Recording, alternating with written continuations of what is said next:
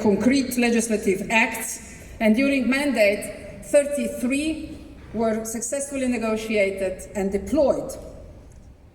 Each of those proposals is very specific in actions to address all these key drivers that you see on the screen. But besides that, a lot of stress has been put also on security of social conditions for workers, employees, passengers, and investors, as well as equal opportunities for women in transport professions.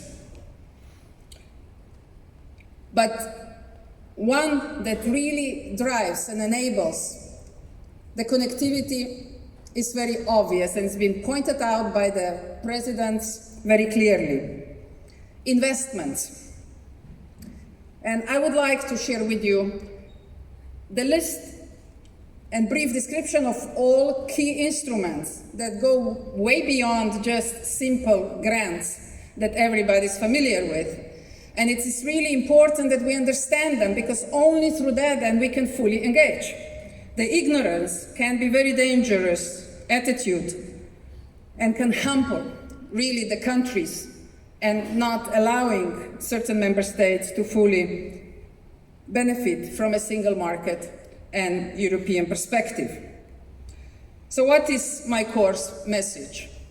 230 billion euros of investments in the last 4.5 years in European transport.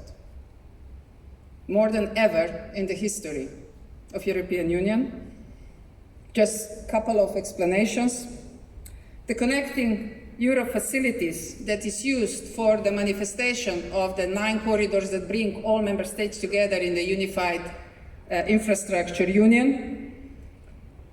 We were able to deploy 757 projects in the last 4.5 years with a net value of 49.6 billion euros of investment. European Fund for Strategic Investment, EFSI, the completely new tool that this Commission developed and deployed extremely successfully with over 500 billion euros overall investments. Transport was able to already engage, was able to mobilize 28 billion euros with 69 projects. And you can imagine, transport projects takes about 7 to 10 years. How much work has been put in the engagement and in capacity building in order to deliver this figure. European Investment Bank is our great partner, and on a yearly basis, they are now confident, due to all the changes that we did in regulatory frameworks, to deploy between 30 and 35 billion euros per year of investments in transport. Something that I'm extremely proud of is blending mechanism, which is slowly picking up also in the cohesion countries.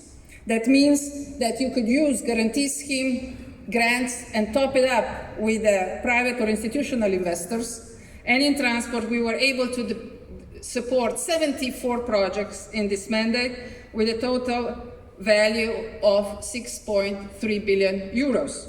Great potential. I know that we can deliver much more, and that will be supported in the forthcoming years. In addition to this well-known instrument, of course, cohesion funds play an important role in the delivery of transport connectivity, and under this mandate, we were able to deploy and mobilize 40 billion euros for transport within cohesion envelopes, and also in European Regional Development Fund added additional 70 billion euros. Now you can see how we got to over 230 billion euros. But today we learned about new tools. We learned about new fund that is emerging and will also support transport connectivity in the future, and that's the way to go. We need more and more focused financial tools that address focused needs and allow us to move forward and deliver the full support for our social and economical frameworks. But another big phase is ahead of us. 21-27 is the next financial period, within which major steps will be done. This will be a very important period for full delivery of all 9 core corridors by 2030. And we do hope for additional 500 billion euros of investments in European transport.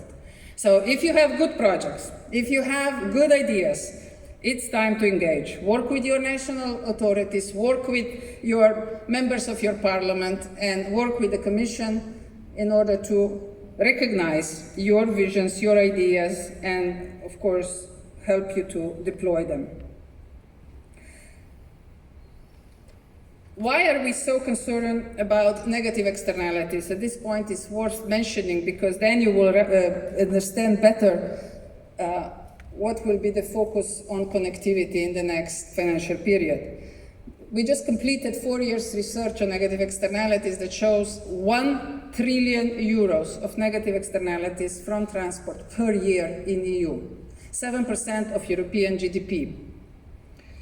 Of course, we use that as an input, and in the next financial period,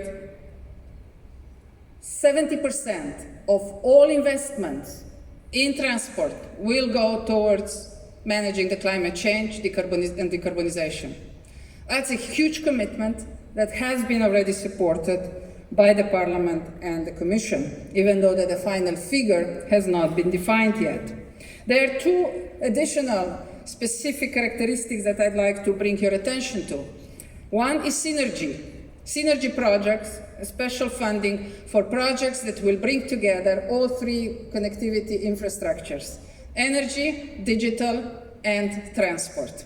We see that there is more and more joint efforts that need to be made in order to maximize the outcome of the investments and to address the needs that are emerging out there. Because with the alternative sources of energy, with renewables, which we'll definitely prefer to have, and we're moving towards 100% coverage by renewables, because that's the only source Europe has on its own, and that's the only way how we can become energy independent,